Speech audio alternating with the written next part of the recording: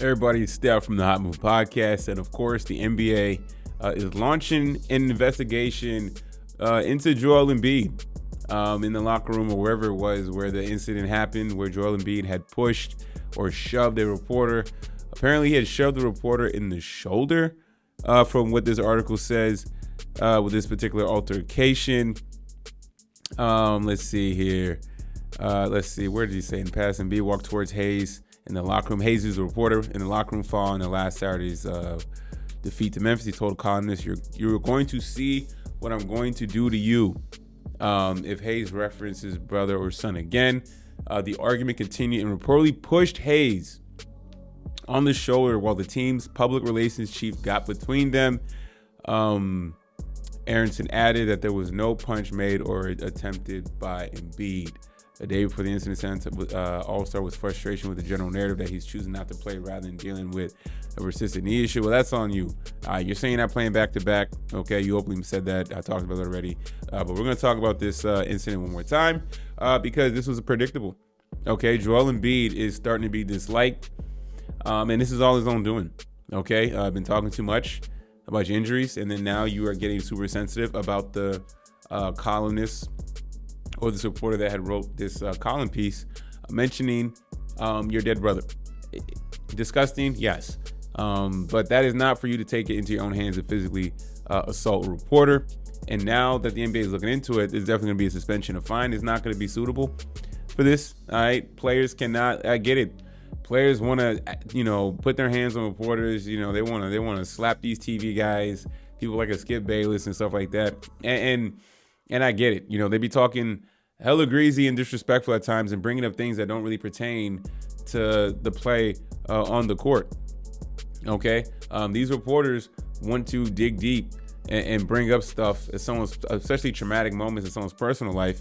Especially if they don't decide if they don't even want to interview the athlete that they're doing this on. Like, hey, I know this situation for you, Joel, is very painful, but I definitely want to, talk about it, get to understand more about your brother and who he was as a person and how much of an impact he meant to you.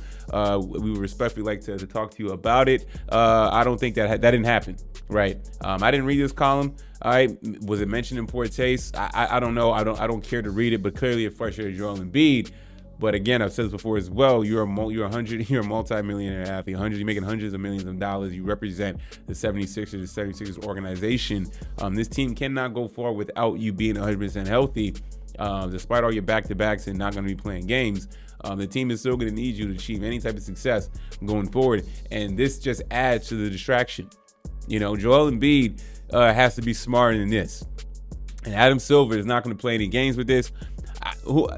Could this punishment be stiff? Could this be? I mean, he's already not playing games. Right? I mean, I don't know when he was expected to play.